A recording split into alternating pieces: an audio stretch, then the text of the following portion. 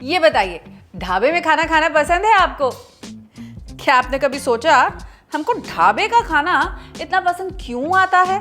देखिए, एक तो ढाबे में वहां की ताजी खुदी हुई सब्जियां बिल्कुल फ्रेश खाने को मिलती हैं, और उसके बाद ढाबे की दाल होती है गांव की अनपॉलिश्ड दाल, जिसकी वजह से आता है उसमें वो टेस्ट।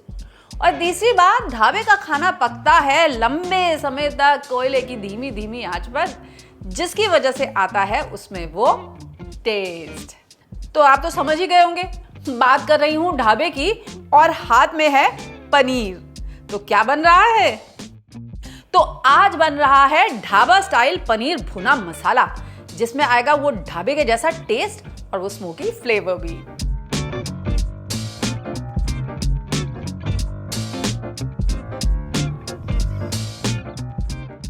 तो पनीर बनाते वक्त या घर लाते वक्त इन चीजों का खास ख्याल रखिएगा। पहली बात तो पनीर कैसे सेलेक्ट किया जाए। देखिए, पनीर वो लीजिएगा जिसमें हो थोड़ी चिकनाहट। अगर मैं उसे अपने हाथों में इस तरह से रब करूं तो मेरे हाथ पे घी आ जाना चाहिए, यानी कि दिस शुड बी ग्रीजी। दूसरी बात, पनीर को हमेशा पानी में स्टोर करेंगे। ऐसा करने से ये हमेशा फ्रेश बना रहेगा। तीसरी बात, पनीर को काटने का सबसे अच्छा तरीका जानते हैं क्या है? चाकू से नहीं, पनीर को हम कट करेंगे एक थ्रेड के साथ।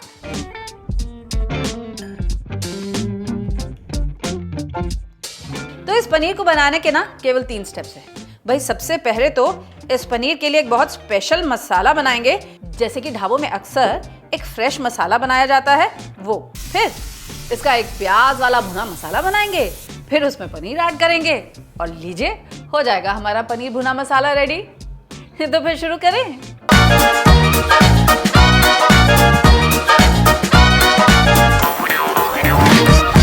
अच्छा, ढाबों पे ना रोज के रोज वो एक गरम मसाला अपना स्पेशल पीसते हैं, जिसकी वजह से आता है खाने में वो स्पेशल टेस्ट। तो इसके लिए पैन में लेंगे पहले हम 2 चम्मच खड़ा धनिया, 2 चम्मच जीरा,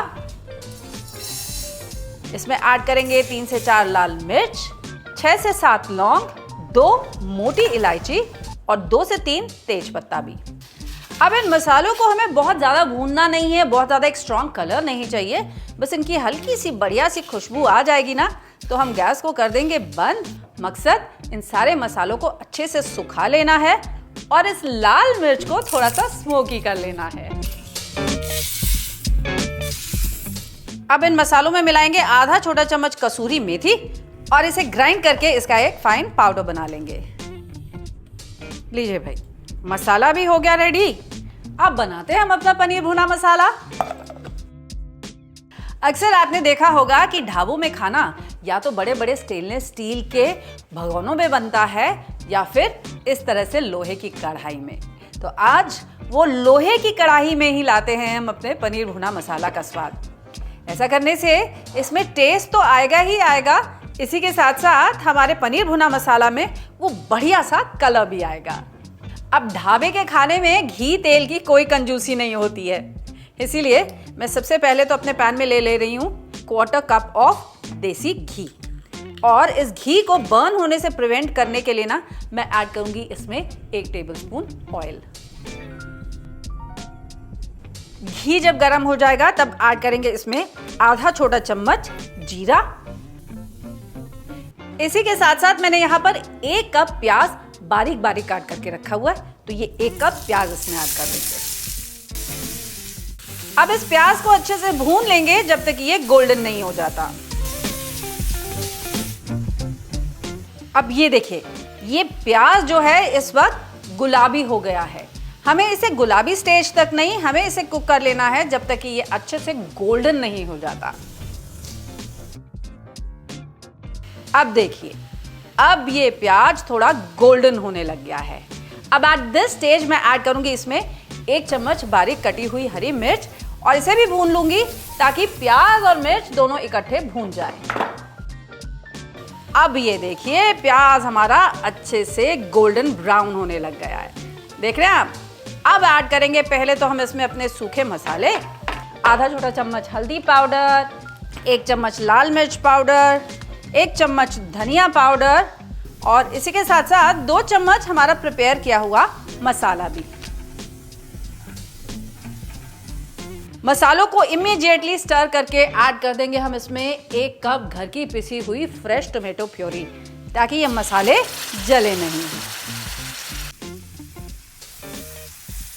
तो ये जो टमाटर की प्यूरी हमने डाली है ना, ये क्या करेगी, इन मसालों को जलने से भी प्रिवेंट करेगी, और इसी के साथ साथ ये अनियन जो अब क्रिस्प हो रहा था, ये थोड़ा सॉफ्ट पड़ जाएगा और गलने लग जाएगा। अब इसे हम तब तक कुक कर लेंगे जब तक मसाला वापस से तेल नहीं छोड़ देता। तो ये रेडी हो जाएगा बेसिक भुना मसाला, जो कि ढाबों में हमेशा तैयार रहता है। अब अलग अलग डिश के हिसाब से वो इसमें मिलाते हैं कुछ और मसाले, और चाहे भुना चिकन मसाला बनाना हो, चाहे भुना पनीर मसाला बनाना हो, चाहे वो भुना अंडा मसाला बनाना हो, बनता वो बेसिकली इसी भुने मसाले से है। अब क्योंकि मैं बनाने जा रही हूँ पनीर भुना मसाला, तो इसकी ग्रेवी में मैं एक स्पेशल इंग्रेडिएंट ऐड करूंगी to give it that richness, और वो है काजू का पेस्ट।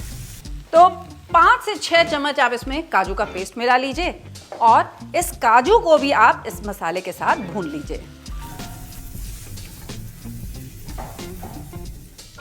अब ये देखिए काजू भी अच्छे से भून चुका है। आप नोटिस करेंगे मसाले ने पूरा का पूरा तेल छोड़ दिया है, इसका सारा पानी जो है वो इवेपोरेट हो चुका है। दिस मीन्स अब ये भुना मसाला तैयार हो गया है। अब हम इसमें ऐड करेंगे 2 कप पानी, इसी के साथ साथ नमक स्वाद के अनुसार। अब इस ग्रेवी को पहले लाएंगे एक बॉयल पर, और तब ऐड कर देंगे इसमें ये पनीर के पीसेस। लेकिन सारे पनीर के पीसेस नहीं ऐड कर रही, 2 पीस मैंने यहाँ पर रोक लिए हैं, क्योंकि ये पनीर मैं ग्रेट करके अपनी ग्रेवी के अंदर मिलाऊंगी, ठीक वैसे ही जैसे ढाबे में मिलाया जाता है।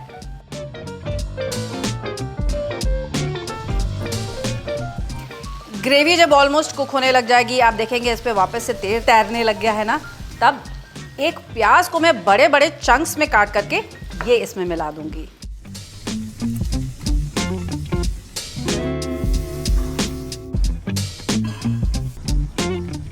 और अब जैसे मैंने कहा था, थोड़ा पनीर इसमें ग्रेट करके मिलाएंगे, जिसकी वजह से इसकी ग्रेवी में थोड़ी सी और थिकनेस भी आ जाएगी और टेस्ट भी। इसी के साथ साथ इसमें थोड़ी सी कसूरी मेथी भी ऊपर से हम और ऐड करेंगे for a very nice flavour.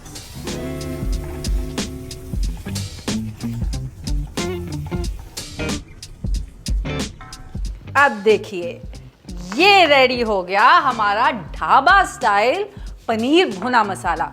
तो उसमें वो टेस्ट आया है जो स्पेशल मसाला हमने एक बनाया था उसके साथ, और यकीन मानिए इस लोहे की कढ़ाई के साथ भी। अब इसे सर्व करते हैं और एंजॉय करते हैं रोटी के साथ या फिर पराठे के साथ, जैसा आपको अच्छा लगे वैसे। और इसे जब घर में ट्राई कीजिएगा ना, तो मुझे ज़रूर बताइएगा आपके घर वालों को मेरी ये स्पेशल ढाबा स्टाइल रेसिपी कैसी लगी।